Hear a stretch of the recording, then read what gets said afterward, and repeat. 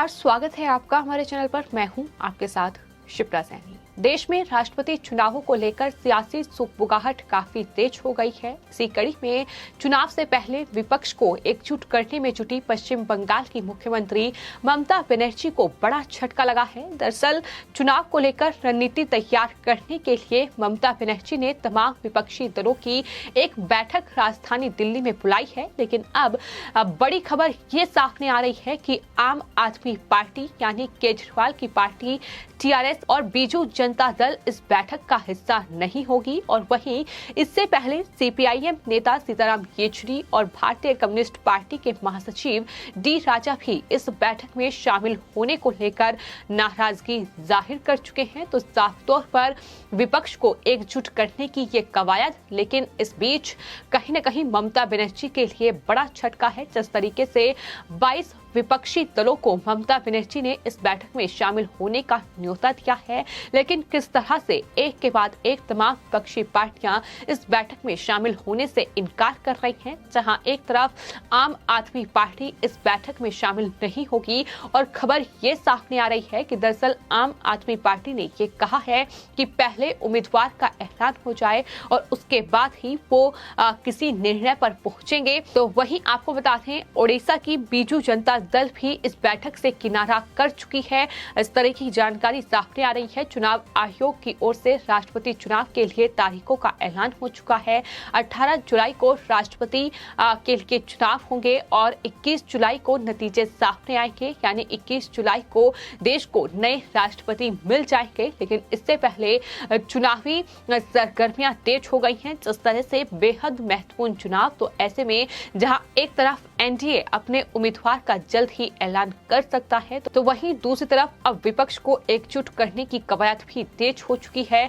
हालांकि ममता बनर्जी ने दिल्ली के कॉन्स्टिट्यूशन क्लब में जो मीटिंग बुलाई है, उसपे कांग्रेस पार्टी की ओर से राज्यसभा में नेता प्रतिपक्ष मल्लिकार्जुन खड़गे, जयराम रमेश और साथ ही रणदीप सुरजेवाला इस बैठक का हिस्सा होंगे। चूंकि सोनिया गांधी फिलहाल बीमार हैं, तो वो इस बैठक में शामिल नहीं होंगी।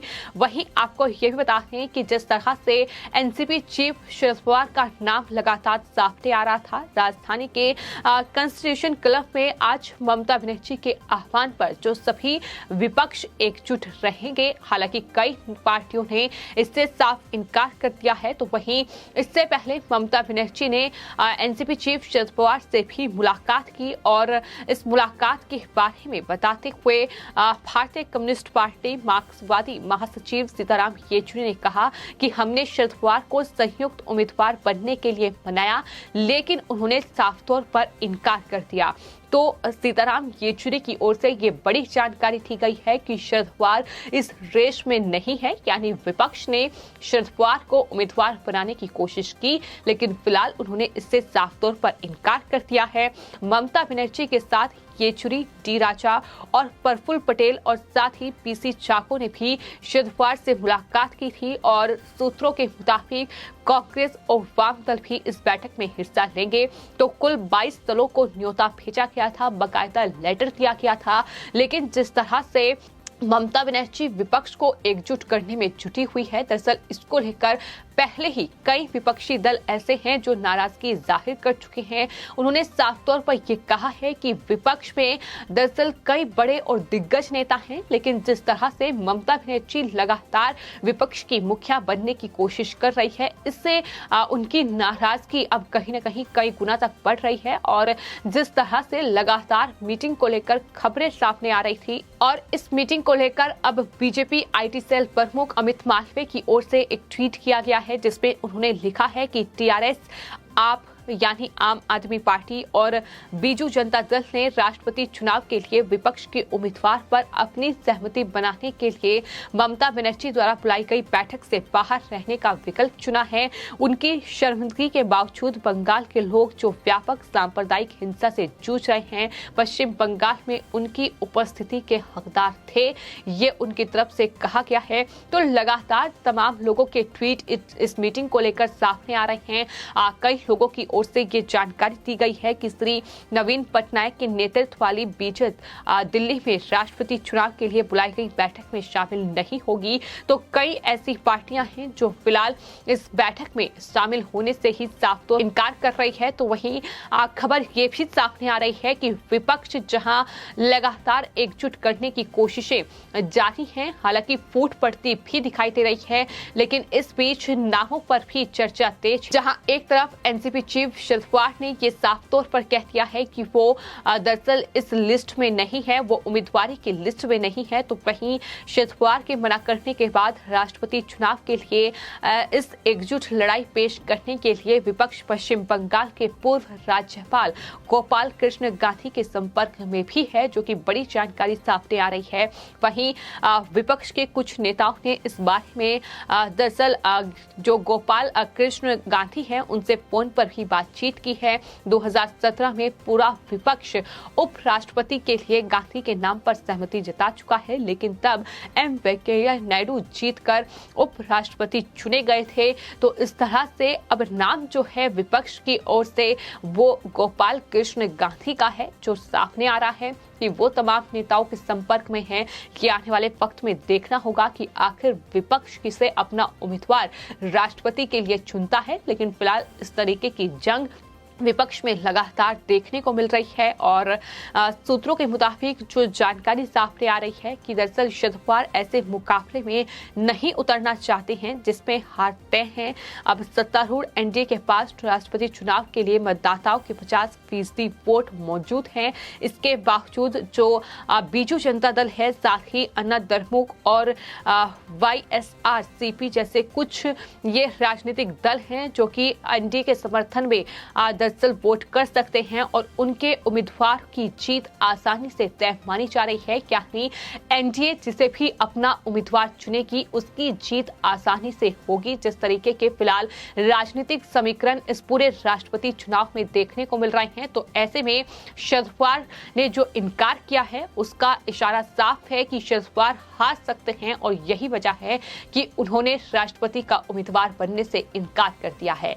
लेकिन इन सब के बावजूद ममता बनर्जी लगातार विपक्ष को एकजुट करने की कोशिश कर रही है। लेकिन सबसे चौंकाने वाली बात यह है कि आम आदमी पार्टी जो लगातार ममता बनर्जी के संपर्क में रहती है, केजरीवाल हो जो लगातार ममता बनर्जी से मीटिंग करते रहते हैं, लेकिन आज जब ममता बनर्जी ने विपक्षी दलों की ये बैठक बुलाई है तो आम आदमी पार्टी ने इस बैठक में ही शामिल होने से इनकार कर दिया है। यानी केजरीवाल का ये फैसला अपने आप में बेहद चौंकाने वाला है कि आखिर क्यों इस तरीके से ममता बनर्जी की मीटिंग में शामिल होने से केजरीवाल ने इनकार कर दिया है। हालांकि वहीं कांग्रेस पार्टी का ये कहना है कि हम तमाम मतभेद भुलाकर राष्ट्रपति चुनाव के लिए एकजुट होंगे, हम राष्ट्रपति चुनाव के लिए एक साथ आएंगे। वहीं आपको बता दें शिवसेना की ओर से मुख्यमंत्री उद्धव ठाकरे इस मीटिंग का हिस्सा नहीं होंगे, कुछ और विधायक इस मीटिंग में पहुंच सकते हैं। तो इस तरह से नाराजगी जो है तमाम विपक्षी नेताओं की वो भी सामने आ रही है, क्योंकि ममता बनर्जी जिस तरीके से मंसूबे उनके साफ हैं, नजर 2024 के लोकसभा चुनाव पर है और ममता बनर्जी की कोशिश यही है कि किस तरीके से पूरे विपक्ष को एकजुट करने की इस कवायद में खुद को कहीं ना कहीं विपक्ष का जो एक कह सकते हैं मुखिया के तौर पर वो पेश कर पाए। और इसी कोशिश में ममता बनर्जी को विपक्षी दलों की ये नाराजगी फिलहाल झेलनी पड़ रही है। तो फिलहाल आपको बता दें CPIM के नेता सीताराम येचुरी, भारतीय कम्युनिस्ट पार्टी के महासचिव D राजा, आम आदमी पार्टी और अब एक और बड़ी खबर सामने आई है कि AIMIM चीफ असदुद्दीन ओवैसी की पार्टी भी इस मीटिंग का हिस्सा नहीं होगी। और इस पूरी मीटिंग को लेकर असदुद्दीन ओवैसी का बयान भी सामने आया है, जिसमें उन्होंने NI से बातचीत करते हुए ये कहा है कि मुझे नहीं बुलाया गया है, अगर बुलाया जाता तो भी मैं नहीं जाता। इसकी वजह कांग्रेस है, हमें खरी खोटी सुनाने वाली TMC बुलाती तो हम इसलिए नहीं जाते क्योंकि उन्होंने उन्होंने बैठक में कांग्रेस को बुलाया है। ये AIMIM के जो चीफ हैं असदुद्दीन ओवैसी, उनका बयान इस मीटिंग को लेकर सामने आया है। तो सवाल यही उठ रहा है कि एक तरफ ममता बनर्जी की कोशिश ये है कि विपक्ष को एकजुट करके किसी भी तरीके से जो विपक्ष का उम्मीदवार है वो राष्ट्रपति चुनाव में जीत हासिल करे, लेकिन फिलहाल एकता से पहले ही विपक्ष में फूट पड़ती नजर आ रही है। जिस तरह से नेताओं की नाराजगी तमाम अलग अलग पार्टियों को, वो ममता बनर्जी को उसका सामना करना पड़ रहा है। और देखना ये होगा कि आज दिल्ली के कॉन्स्टिट्यूशन क्लब में जो बैठक होनी है उसमें आखिर कौन से नेता पहुंचते हैं और कौन से नेता नहीं पहुंचते हैं। आखिर उम्मीदवार को लेकर क्या फैसला होता है, विपक्ष किस उम्मीदवार पर कहीं ना कहीं दांव लगाता है, ये भी देखना दिलचस्प होगा। कई नाम रेस में हैं, लेकिन शरद पवार का नाम इस रेस में नहीं है। चूंकि शरद पवार हारना नहीं चाहते हैं, इसलिए शरद पवार ने साफ तौर पर उम्मीदवार बनने से इनकार कर दिया है। और उसके बाद अब गोपाल कृष्ण गांधी का नाम सामने आ रहा है। इसके अलावा भी कई नाम चर्चा में हैं, तो देखना दिलचस्प होगा कि विपक्ष किसे अपना उम्मीदवार बनाता है। लेकिन ये भी देखना होगा कि आखिर ममता को कौन कौन सी विपक्षी पार्टियों का साथ मिलता है। आपको ये बता दें कि राष्ट्रपति चुनाव की तारीख का ऐलान होने के साथ साथ अब बुधवार से नामांकन की प्रक्रिया भी शुरू हो जाएगी और देखना ये होगा कि आखिर एनडीए और विपक्ष किसे अपना उम्मीदवार चुनता है। फिलहाल आपकी इस पूरे मामले पर क्या राय है, हमें कमेंट बॉक्स में जरूर लिखें और चैनल को सब्सक्राइब करें। धन्यवाद।